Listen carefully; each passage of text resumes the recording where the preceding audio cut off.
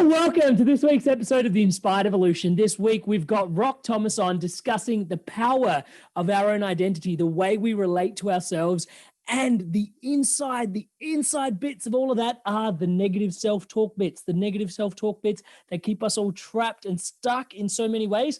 Let's dive deep and find out how best to overcome that.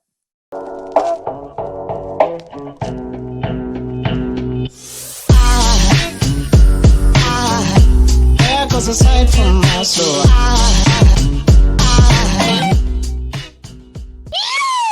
Welcome to the Inspired Evolution, and ladies, gentlemen, it is such a treat to be here today. We have with us Rock Thomas. Rock, how are you?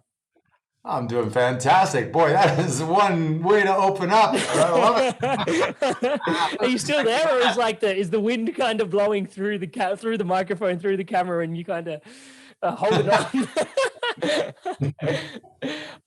For those tuning into Rock for the first time, man, he's had an impact on millions of lives, right? He, just to give you like kind of the general kind of perspective, he's got 36 different, last I checked, 36 different income streams that, he's created all these businesses that support him on his journey through life. And he started with very, very humble origins. The key around there, the reason why he's here for me today is I find him an extremely inspirational speaker. If you've got a minute beyond this minute that you're listening to this podcast and you want to dive deeper, I highly encourage you to check out some of the Goldcast videos that they have created together with Rock Thomas, Goldcast and Rock Thomas. Just as an inspirational speaker, mate, you inspire the pants off me. But luckily this video is torso only. and for also the kind of the evolution piece. Like Rock is a world-class coach. He's been doing this for a lot longer than I have, and it's just a real, it's just really humbling to be able to have your mentors on the show. So it's really, really a blessing to have you here, brother. Welcome. Yeah, I mean, anytime we get a chance to talk about rich conversations and how to, for each one of us to become a better version of ourselves. The training's always in, it never stops. And the more we learn, we don't know that much. So let's hopefully figure out something together tonight that neither of us know. It'll just happen organically. I love that. And the learning piece is a powerful one, because one of the things that, I guess if I was to just sort of fan the flames to one of the conversations I wanted to have was, I see myself as a perpetual student. This conversation around forever growing is definitely a conversation that's present for me. And I hear you share this a lot, which is you're either learning or you're winning. Yeah. The conversation around failure is just one that is just not present. And I think it's really powerful because I've heard people say this before, but from my perspective, when I hear you say that, I can feel the embodiment with which you share that. And it lands a lot deeper for me. I've heard that saying many times. It's like success is the neighbor of failure. It's okay to fail, keep failing, fail better, fail harder, keep going. But the way I hear you share it, Rock, it really makes an impact on me. It just makes it, oh, yep, of course, I'm going to win and learn. Can you tell us a little bit about potentially some of the places that you've won, places you've learnt, and why that is such a thing that you share? I think that when you're going through your life, there's things that we try to control. And as humans, we love control because it gives us certainty and makes us feel safe. But at the end of the day, there's so many things we cannot control. And COVID is a great example. And I think there are different levels of your ability to win and learn. So the most successful people, and athletes are always a good, easy example. And I know you're down under, so using I'll go with a big name like, say, Federer or Michael Jordan that are globally known. Those people are so respected because there's not really much difference time-wise between the learning and the appreciation of the lesson. A lot of times people will lose a game and they'll be down and out. Where the Michael Jordans and the Federers, it's actually not even the split of a second. So when the ball hits the top of the net and it falls off to the other side for Roger Federer, what he's actually done, he's already preset himself to win. So he has a mantra when he goes to the game before the game, and he says, I intend to win. I will play full out. And if in the unlikely case that there's a bad call or the ball doesn't bounce my way, it will serve me to win anyway. So he is built into his system, his motherboard, if you will, that there actually is no bad luck. There are no bad things that happen. Everything is there to serve him. Most people, we live in a victim society. So most people are wishing things would be easier. But the Federers of the world, the champions, the masters, in my opinion, they actually relish in the adversity. They respond. They're like, okay, game on. The wind is blowing. The crosswinds are hard. Let's batten down the hatches. Let's go, boys, right? And they get fired up by adversity. And therefore, they can get the most out of the adversity. So for me, even the learning for me, I've become better at now moving into gratitude for adversity. And that's been a growth process. Because initially, yeah, you do want your stock to go up easily, and you do want your business to grow, and you do want no key employees to quit, and you do want your competition to, fall over and make it easy for you. You do want that because the human brain wants easy. But after a period of time, do you think that the top, Aussie rules athlete would want to play against an 8-year-old son and boy and just run him over and win 100-0? No. He wants to play against the best because it'll bring the best out of him. That's choosing to love a worthy opponent. And I think that's the difference, is successful people relish the adversity. Yeah, I love that. Thank you so much for sharing that, because this was going to be a conversation I wanted to have with you, was around pressure and performance. Because one of the interesting pieces is, even when we have pressure that crumbles us sometimes, we always look back and, from a aware perspective, say, actually, some of those challenges were some of the best things that ever happened to me. And it's like, wow, that time someone stole my car, I met my mentor that way, or the randomest things happen, right? But you see the blessing in disguise with the blessing of hindsight. And what I'm hearing is, I've been noticing this in my own system, which is I kind of look back and go, what if I was grateful through the process rather than just looking back and going that was amazing that happened. But it is a bit hard to, in the moment when you're going through some of the nitty grittier moments of life, to invoke that gratitude without feeling like you're not honoring the process potentially of the challenges that are coming your way. How do you navigate that pressure and not necessarily being delusional, but still being positive, Rock? How do you play that game? It's a good question. And there's a few elements at play, because as humans, we want to belong and we want to connect. When I was 15 years old, I used to hitchhike to a ski hill from my house to a job that I had, a part-time job, because my parents wouldn't drive me. And I used to feel terrible. Like, come on, man, I'm going to a job, drop me off. It's 8 kilometers. It's going to take you 15 minutes there and back, but it's going to take me, I have to leave an hour and a half to make sure I get there. And I felt a lot of emotions, of abandonment, of lack of love, etc. But about 2 months ago, I locked myself out of my Tesla. And I was using my phone as the key. And I left the phone in the car, because I said, okay, I'm working on detoxing from the internet. I'm going to leave the phone in the car while I go into the shopping center to get my vegetables, and it's going to be good for me. But I forgot that I didn't have my key. I came back with 3 bags of groceries, and I'm like, go! And I had this choice to walk 7 kilometers home or ask somebody for a favor to drive me there. But with COVID-19, I went through these thoughts of, okay, that's weird. Ask somebody. I got a mask on. They got a mask on. They may not want me in their car. What if they have a grandfather or somebody who's susceptible? So I elected to pretend I was walking to the ski hill. And I remembered that, and I was like, I can do this. And now I'm in Phoenix, Arizona. It was 110 degrees out. I'm in flip-flops, and I'm sweating and I'm watching my inner narrative. And that's where the gift is what's showing up for you. Do you feel sorry for yourself? Are you pissed off? Do you beat yourself up because you weren't aware because you left the phone in the car, etc.? And I think the real journey is this constant inner narrative that we have. And the locking of the phone or the walking to the ski hill or the employee that quit or whatever are all opportunities for you to become more self-aware. So Amrit, that's how I look at it. It doesn't matter. Somebody who chooses to run a marathon has to run 3 times a week. They've chosen those obstacles. Me locking my phone in the car, I didn't choose that obstacle, but I utilized it to become more self-aware of how I responded to it.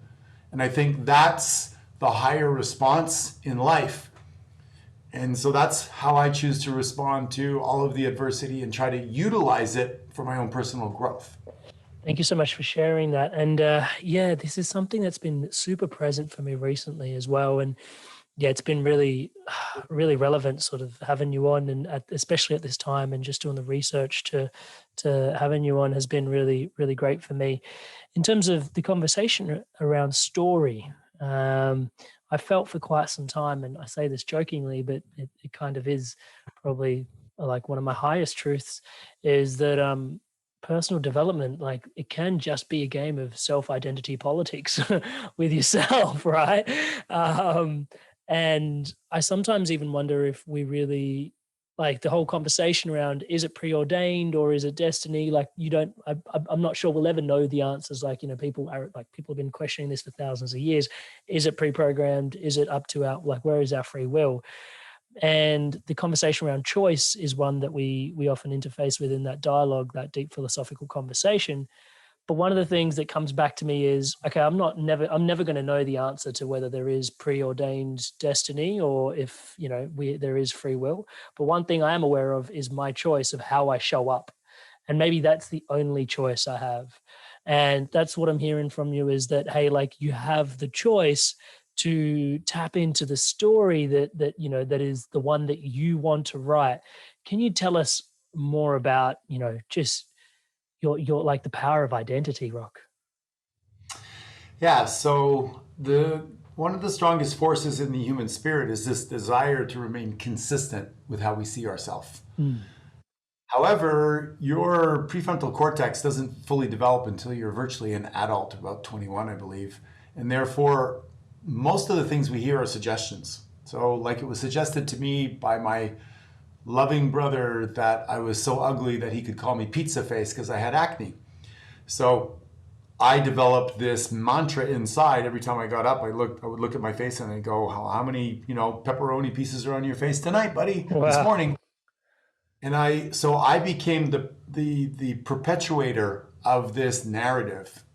And I think this is what happens in our life. People tell us you're short, you're tall, you're skinny, you're fat, you're shy, you're stupid, you never amount to much. And they download their shitty programming from their parents, from their environment to us. It's sometimes in a bad way and sometimes not knowing any better. Like, you could be introducing your child to somebody and saying, oh, don't worry, Susie's shy, she won't say much. You don't mean bad, but you're now telling the child to behave a certain way, and the child doesn't know any better, so the child starts to perform that way and thinks that she's shy. Then you grow up into an adult and you have all of these labels, all of these things that compose your identity. And some of them work and some of them don't. So for instance, I was really hard worker. I grew up on a farm and people would say, like, you should hire him. He works really hard. He shows up early and stays late. Well, guess what? I actually lived in Sydney, Australia for a year. I drove a taxi 12 hours a day from 3 o'clock in the afternoon to 3 o'clock in the morning. I went home. I slept until 7 a.m. and I had a second job from 7 until 11 a.m. delivering passports in downtown Sydney. Then I went back home, had a nap, had something to eat, and drove my taxi 6 days a week. Because the programming said I'm a hard worker and I was rewarded for it. I think the journey of personal development for me, Amrit, is finding out what parts are true to you, what parts are useful, and what parts have been suggested to you that have nothing to do with who you truly are. And that's why you're peeling back these layers and going, am I really shy?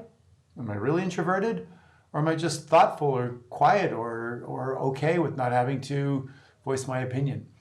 And that's why the journey of personal development is so complex, because there's these layers of, well, my grandmother likes it when I finish my broccoli because she gives me this beautiful chocolate chip cookie, right? And now all of a sudden you're somebody who eats your greens and has a sweet tooth, if you follow what I'm Totally.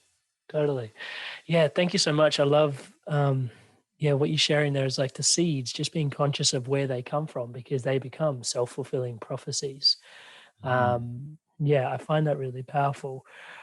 In and around identity, then, how does one, you know, build a vision for themselves that is then connected to a part of themselves that's not so layered rock? Like, how do I find out whether it's really something that I love? Like, do I really love broccoli, or do I love chocolate chip cookies, or do I love neither? Like, how do I build a vision that is truly mine? What are some of your tips and habits and hacks in and around there to support Yeah. people through that? So I'm a big believer of the morning and evening routines. Mm. Journaling is one of them. Yep. Meditation, self-reflection, being self-curious, and paying attention to what works. Like I'm a vegan, so it's taken me 55 years, 57 years to become a vegan, because I wasn't paying attention. I was letting the narrative of what the world told me. You got to get your protein through animal meat. And I'm like, oh, okay, I want big muscles, and so I'll get my protein through animal meat. And I'm in better shape now with no animal products than ever before. Djokovic is a vegan. A lot of great athletes are vegan. Arnold Schwarzenegger is vegan. Gorillas, 500-pound gorillas are vegan. Like, you don't need meat to create muscle, but the people that sell meat want you to believe that. So I think a lot of self-reflection. And then for me, with my pizza face story, I came across a better programmer than my brother. And he simply said, choose a part of you, because we all have different parts. We have the warrior, we have the magician, we have the sovereign. Choose a part of you that loves yourself better than criticizing yourself and calling yourself pizza face. What would you call yourself? And the short story is I came up with ruggedly handsome. I had, holes in my face from picking my pimples all the time. So I wasn't Tom Cruise, pretty boy, or like you've got beautiful, perfect skin. I had, the result of somebody who picked at their face. Yeah. I chose ruggedly handsome. And then I chose Clint Eastwood as a guy that I thought was ruggedly handsome. And so we created an affirmation or an incantation around that. And I want you to imagine, if I said 100,000 times to myself, pizza face, well, now I need to say 100,000 times to myself, ruggedly handsome, to overwrite that story. And that's exactly what I did. And people will say, well, how long does it take? It'll take as long as you need it to take, but the more emotion that you put into it, the better it is. Because if I go, if I woke up and I went, pizza face, but I don't really believe in pizza face, whatever, right? Or if I went, oh my God, I'm so ugly, pizza face, nobody's gonna like me, I'm gonna be alone, I'm pizza face, and I cried, there's more emotion there, it'll have a deeper resonance in my body. If I go ruggedly handsome, I guess I'm ruggedly handsome. But if I go, I'm ruggedly handsome, man, I am ruggedly handsome, I'm ruggedly handsome, I feel ruggedly handsome, yes, Clint Eastwood and I were the same. The more energy I put into it, the more I can shift the memory in the cells of my brain. And so that's how people go from not being a great athlete to winning the gold medal, from believing they can't do public speaking to becoming, a public speaker, from saying, I never did a podcast to being a host of a podcast, because you collect the evidence, you start to talk to yourself, act that way, and eventually over time your brain goes, yeah, that's me. It's a very simple process, but it requires energy. Energy, like the old saying, is that in order to move a product from its inertia, you have to apply an equal or greater force. So if you want to become a different version of yourself, you've got to displace the old story with the new story. Thank you so much. And I really appreciate the power that you're sharing with affirmations in there. And I want to dive deeper into that momentarily. I guess the question that comes up for me is, when you're saying bring the energy, there's a certain amount of belief that powers the energy. How do we shift the belief sometimes? Like, let's just use the pizza phase, for example. Thank you so much for sharing yourself so vulnerably with us. Um, when you were first telling yourself that, I can be ruggedly handsome, like, is there a, like, how does one actually believe that that is even possible? Is it a matter of tuning into people that have, like yourself, that have actually gone, actually this works, and using that, leveraging that kind of power of transformation in somebody else's system as a belief that, hey, this is possible for me? Or is there something a bit more intrinsic that we can tune into, bolster the belief behind us, actually realizing some of the change that we're looking to have? Yeah. So any belief has three stages to it. One is opinion, then there's the belief, and then there's conviction. And it has to do with, in many ways, reference, self-reference and external reference. So when I first said it, I didn't believe it, right? I'm really handsome. My brain went, 100,000 references of you being ugly, girls refusing to give you attention, you being alone, blah, blah. And it served all those up to my brain.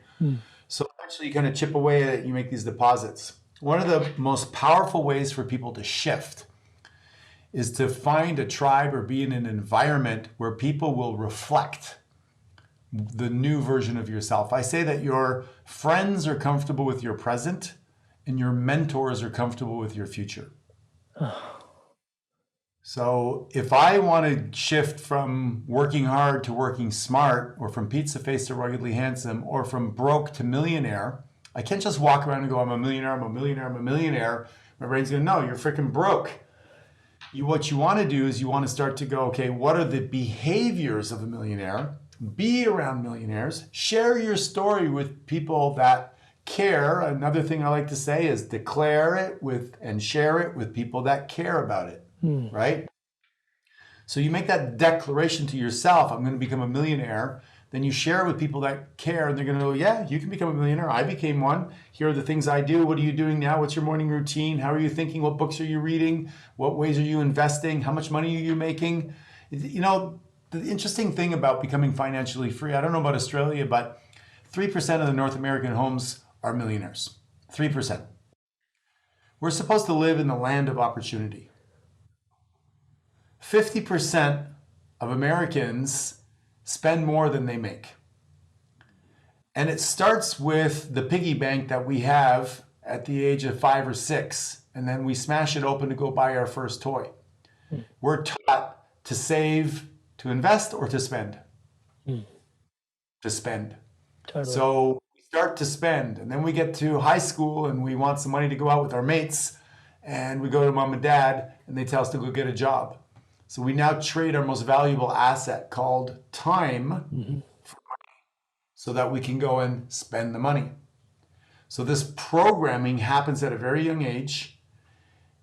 I mean, if you had parents that said to you, hey, I want some money to go with my friends, they said, well, then why don't you go in and buy some real estate, or start a job, or start a business, or invest in the stock market. And then they trained you how to do that. That's what I do with the people in my group. Then all of a sudden you have access to something called leverage. Leverage is a sexy word for rich people, right? It's an unknown word for people that struggle. Most struggling people make money for the weekend and entertain themselves. Rich people make money to invest. You work hard for your money, and then your money works hard for you. But if you play the money game right, you don't have to use only your own money. If you learn how to figure out how to get some credit, you can actually buy real estate using about 75 or 80% of other people's money that you can borrow at a very low interest rate and get leveraged returns. My real estate, I don't know about Australia, again, I know you guys have crazy prices, but I will make between 25 and 33% on an average real estate purchase annually. Some of it is hidden long term. It's not cash on cash. But think about that. If you have $1 million and you're getting a 25% return, that's $250,000. It doesn't take you too long before you're free. But they don't teach you that in school either. So by the time you get to, young 20s, let's just take a little snapshot of where people are at. They've been spending most of the time, partying a lot of the time. They've maybe got a decent or nice car because it's fun to have that, right? And we want freedom. They maybe have a nice flat, I think you guys call it, or apartment. Mhm. They're going out to meals and dinners and spending money at the bars, and they're going to movies and doing fun things. They have no money left. Mhm. So when you turn that around, I teach people three simple things. Number one is your one job isn't enough. Get a second job. Mhm. Work 80 to 90 hours a week for at least 2 to 3 years. Mhm. There's a benefit to that too, Amrit, is that when you work 90 hours a week, there's no time to go spend the money.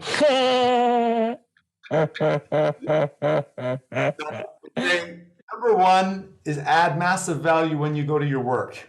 Go early, stay late, do overtime, take all the jobs nobody else wants. You'll get the promotions and raises, and before you know it, you'll be running the department. You'll get the most out of where you are, even if it's a shitty job. Mhm. Second thing is get a second job or a side hustle so that you're going to earn twice as much. If you're making 50,000, I want you to earn 100.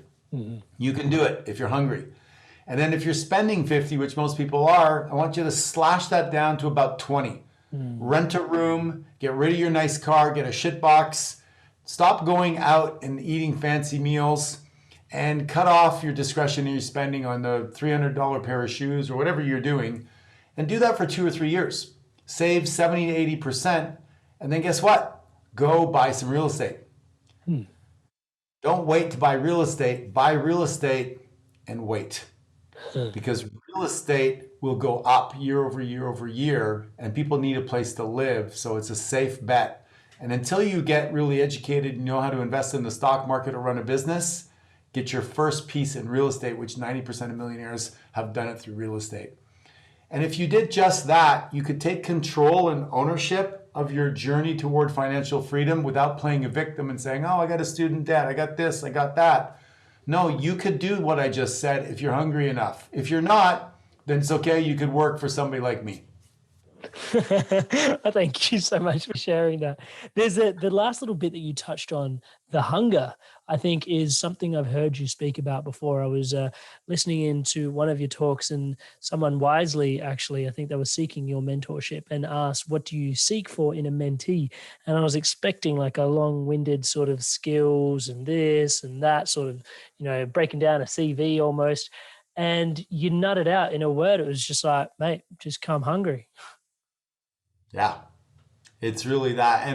And then it begs the question of, well, what if you have trouble motivating yourself? You're not that hungry. Maybe you grew up in a comfortable, like I didn't grow up in a comfortable environment, as you know from my Goalcast video. Mhm. So I was given the beautiful gift of adversity. Mm. And so it made me hungry. People ask me, well, why are you, do you have now 42 streams of income? Why are you, still hungry at 58 and you still like to, build things? I go, try being poor for a long time. That'll create some hunger. And so if people weren't in that situation, then they've got to put themselves into situations that force them to grow. Now, you don't have to do something crazy, but maybe you need to wake up and do 10 push-ups. Maybe you need to set an alarm and do 10 push-ups 10 times a day and get 100 push-ups done and do that. There's a thing called 75 hard. I don't know if you've heard of it. It's 2 workouts a day, drink a gallon of water, no alcohol for 75 days. Well, I did 75 soft because I already developed the hard part. I don't need to be more of a warrior. So I did 75 days of yoga. Ah. But the fact of the matter is, somebody like me and yourself, I believe we're constantly finding ways to become uncomfortable. And that could be meditating has been a challenge for me. It's taken me a long time to get better at that. Whatever makes you uncomfortable is going to cause you to grow. And if working really hard or working 80 hours a week is not something that you do, then you're working 40, work 42, then work 43, then work 44. Build yourself up. One of the first products I came out with was called the 6 Keys to Success. And the first one is called, you've got to have a burning desire. And I teach people how to have a burning desire and cultivate it. And I went down to see Elvis. Have you ever gone to Graceland? No. So I went down there as a science project for myself. I was like 40 years old, but I'm like, how does somebody like Elvis become Elvis? walk through his house and through his plane and through his world, every single room, kitchen, everything has something to do with music. Everywhere.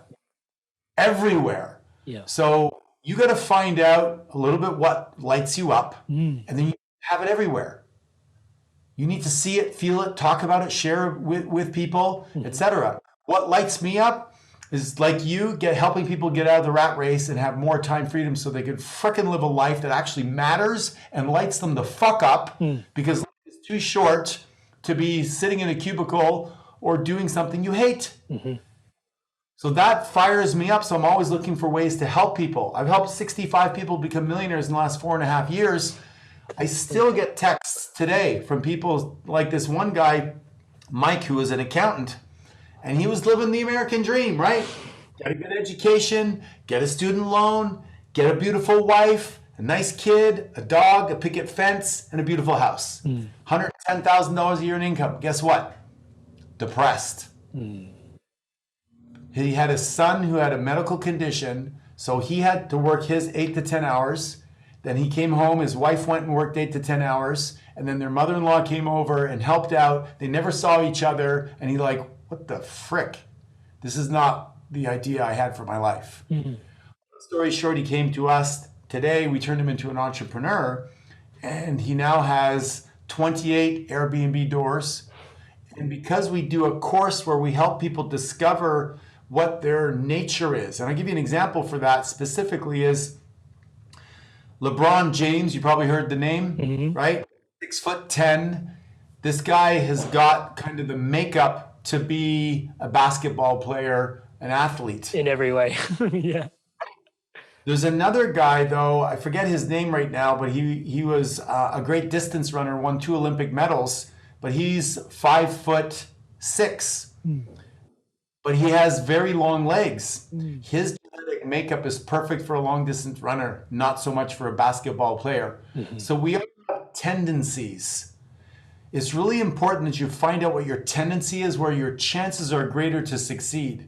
Well, we found out that this guy has a tendency to teach. He has a talent for teaching. There's a test you can take for it. He now teaches people how to do Airbnb. He has hundreds of clients that he charges $6,000 a year. He retired his mother, his wife, himself, and now his cute little son, who's doing better, works with his dad throughout all this process and living the dream. All of that because we were able to change an environment, expose him to something he didn't know, and give him an opportunity to live the dream. I get a text once a month from him saying, thank you, my family thanks you, etc. So, Amrit, that's why I do what I do. Because I feel like I'm saving not just one person's life, but a family's life, a sense of well-being. Because we've been sold this promise that is no longer valid in the world we live in today. Thank you so much for sharing that. And the key behind that, how important is our self-talk to activating all of that, like the things that are hinged in there, like you said, like, being trapped in certain rat races, or, the self-talk element. I know you're behind the I Am movement.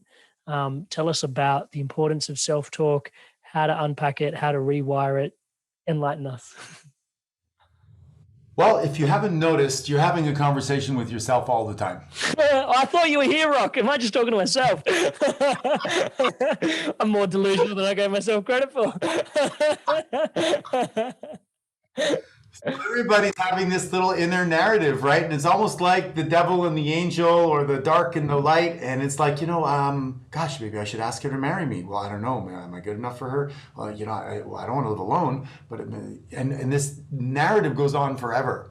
So you might as well direct it.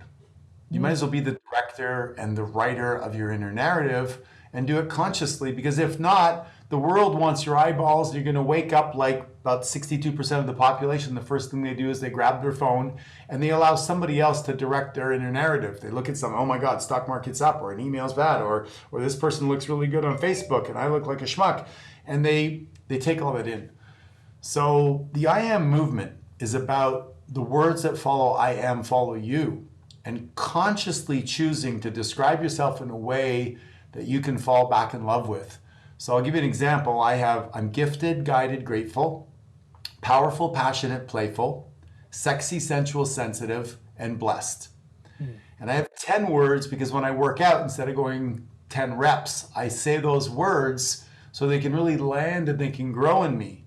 And then every once in a while, I develop some other ones when I want to shift. So for my dear friends, and I consider you a dear friend, I say this: I'm happy, healthy, and horny. Mhm. And so those allow me to be playful.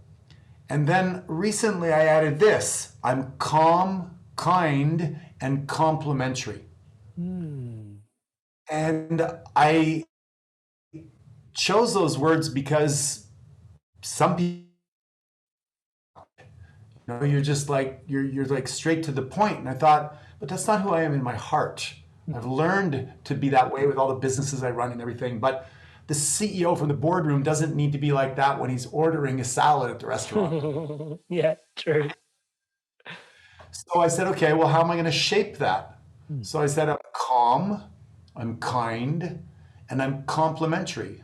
So Mm. that's going to be, hey, you know what? What's your favorite salad that you have here? Mm. And oh my God, you know what? This beautiful hair you have. It really looks good on you today. I'll take the Caesar salad, thank you. Mm. So I help myself find a part of myself that's available that I haven't shined a light on. We all have these archetypes, right? Mm. So it's about going, okay, which one is going to work best in this setting? Mhm. And then allowing myself to nurture that part out, develop him, and give him a role in my life. Does that make sense? Totally. I love the way you put that. What follows I am follows you. That makes a lot of sense. So you're basically, in a way, you're incanting your reality into existence. Yeah, I mean, do you have anything ever negative you say about yourself in your own mind? Like, oh my God, that was stupid, or why did I do that? Or Yeah. Wow, how much time you got? Yeah, I often find myself somewhat being a bit critical, especially on the entrepreneurial journey. I think you'll be this is one people may relate to, is there's always more to strive towards and there's always more to be achieved. And it's like, oh, I should have made that decision, in the past that potentially unlocked what's coming up ahead. I know it's not a serving thought because I'm obviously spend a lot of time in meditation, self-aware, and I can sort of pick them now because I've got a past with depression, which, I know thoughts of the past don't help me, but they still creep in. I'm aware of that. It's like, oh, I should have made a decision differently. Should have, could have done this differently. And I wonder what if I did that? So these are some of the self-judgment is present sometimes. Yeah. so it's about that awareness. And as you do your meditations and your journaling, and you start to notice, an inner narrative. I was just talking to my daughter today, and she said she was with some friends that pointed something out. And she's an empath. She's very, very loving. And she would see, like, maybe an old lady walking across the street carrying her bags. And she goes, oh my God, that makes me so sad. And this girl said to her, I notice you say that quite a bit. She goes, what if you were to change it and say, you know, um, gosh, that's her journey. And just a subtle change in language can help you access a different emotion. And so a lot of times we're unconsciously saying things to ourselves. And I say, whose voice is that? So it might be your parents that said, well, don't be so stupid around people, or don't be so rude, or whatever. And then through conditioning, you pick that up. So being aware, choosing some new words, deciding where you want to move to be. I have 8 areas of my life, so I divide them up and I go, okay, who do I want to be in the area of health and wellness? Well, I was working out with a trainer once and he goes, Rock, you're like a ripped athletic machine. I'm like, oh, that's a new phrase for my identity. I like, I didn't think about it. He said it and I grabbed it. And so now I think of myself as a ripped athletic machine. Mm. I was working with a guy who was 65 years old, and he went skating with his grandson in Canada. Mm.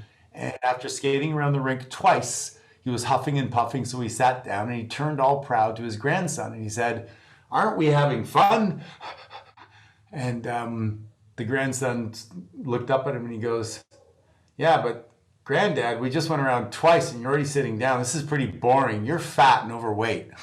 Oh, He's like, but that was the leverage he needed. So he called me up and he goes, I got to get in better shape. So long story short is we changed his identity from, drinking 6 Diet Cokes a day, eating whatever he wanted and not exercising, to that of an athlete. And all I did is I said to him, if you were an athlete, a top athlete, what would you eat? How would you exercise? What would you say to yourself? And it was so easy for him to go, well, I wouldn't have 6 Diet Cokes a day, and I wouldn't be eating donuts, and I wouldn't be eating as much as I want and asking my wife for a 3rd serving. And he goes, I would portion my meals. I would work out. I'd hire a trainer.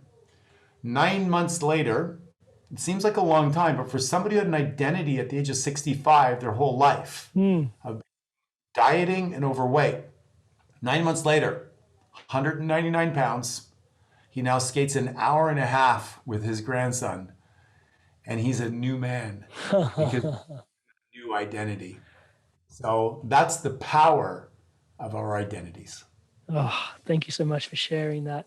And yeah, I'm really, really steeping in this. Thank you so much for sharing it. And what I heard before was the opportunity for me to rewrite that when that judgment comes in about, oh, you could have done this better. And it's like, I'm inspired to realize the best version of myself. I can rewrite that. Like, I'm so inspired to realize the best version of myself. And there's that opportunity to reframe what is, potentially the negative. It's like, oh, it's so sad that that's happening over there. Is like, oh, that person's on their own journey. Like I'm inspired to realize the best version of myself. Thanks, Rock. I really appreciate that. That's really beautiful, and I can trust that those that are listening in are receiving a lot of value in and around just the power of the inner narrative. And thank you so much for unpacking like how to actually go into the belief systems around that. Rock, just before I let you go, I'd love to sort of feel into a question that I love to ask is, what does an inspired evolution mean to you? Aspired evolution? Yeah, what does that mean to you? I would say curiosity has to be a word that it would pop into my mind. I think youth is curious. I consider myself very curious. I have part of my identity statement is that I am a phenomenal student, that I capture the essence and apply it at a level of mastery even more right now. So I really believe in coming from not really knowing, but being really, really curious. And that inspires me to evolve. And I think that an openness, a playfulness, and a willingness to cross-pollinate different areas. So if I was to have a conversation with an astronaut, I would be really curious as to know and ask lots of questions so that it could impact my own evolution. And same thing with a homeless person. Same thing with, I often ask people when they're serving me, I go, is this your dream job? Or an Uber driver? And I love to hear their response because I have this preset that it couldn't be. But this girl who was serving me drinks on the golf course the other day, she goes, actually, it is. I've been doing it for 6 years and I can travel anywhere. They'll hire me on any golf course around the world and I have jobs and I'm free and I love it. And I was like, wow, okay. Yeah. Yeah. So curiosity, asking questions and finding out what I don't know that I don't know. I don't know if I answered the question. I love that. It's about the openness to that. Thank you so much. And yeah, I think just looking back on our conversation today, one of the biggest things that I'm taking away is the declare, share, and care piece. I think oftentimes I find myself sharing with others, and I think and I'm probably not just speaking on behalf of myself here, but we're often sharing, some of the stuff that's coming up for us. But potentially there's a whole body of work there around declaring the I am movement that you're behind, actually standing in it, owning it before you start sharing it. And then from there, I think oftentimes we're sharing and we're just sharing it left, right, and center, kind of like a spray gun. But actually, like you said, kind of sharing it with people that actually, care. So you're directing your energy with a bit more mindfulness, mindfully. And I think that brings me to the last little piece, which I know there's a bit. I know you spent quite a lot of resources spending time and energy with Tony Robbins in the past. And Tony likes to say it as state is your most valuable asset, is kind of the way that he likes to put it. And that served me a great deal until I sort of came to your work and found that energy is everything. And I'm much more intimate with that conversation, and it just settles in just that way deeper, and it's just cleaner for me to approach. And I'm sure different people, different things settle in differently, but energy is everything. Tell us a little bit about that before we clock off here today. So first of all, I just want to acknowledge you for being a really, really amazing student, and assimilating what I'm saying and then really articulating it back. And so it's, first of all, it's respectful, and second of all, it's nice, because a lot of times people don't really listen. So I just want to honor you for that. The second thing I'd say is that I'm a big believer that age is just a number, and that I'm very blessed with an 84-year-old mother who's really cool and is really energetic and sassy and playful and a little outrageous. So I got a little bit of that exposure.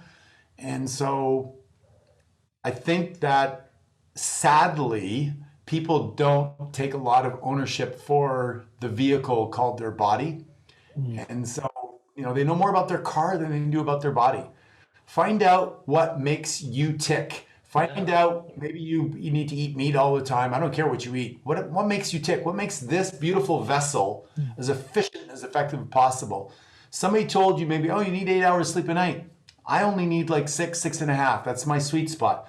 Find out who you are, what makes this system for you work, what kind of inner conversation you have with yourself, the fuel you put in, the things that light you up. Create a compelling future by having things in your calendar that excite you.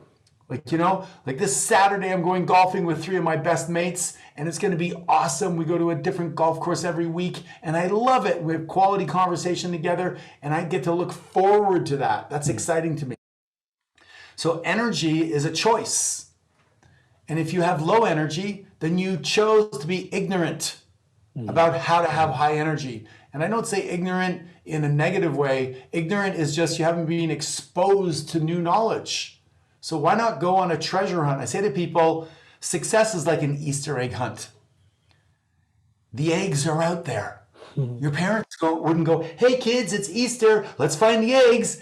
They'd be really bad parents if they didn't hide any, right? You go around and be depressed. But no, assume already that high energy is available. Assume that. And if you haven't yet discovered it, shame on you. Go on a fucking Easter egg hunt and find out what makes this baby tick, what makes this baby tick, put it together, and then live a fucking epic life. Rock, thank you so much for being here with us today. Thank you so much for inspiring us into the best version of ourselves. Not just here today, just the work you've been doing on yourself throughout your life as well has informed this conversation. So just taking a moment to honor and acknowledge everything you've put into this. And as always, brother, just wishing you the best for what's coming up. Thank you. You're a beautiful soul, an excellent student, and you're a lovely lady. So you must be an amazing man. So right at you, brother. Touch wood. Hey guys, if you enjoyed this video, give it a like, leave us a comment. And if you want to stay in tune for new episodes launching every Monday, hit subscribe, and I'll see you in the next video. Stay inspired to evolve.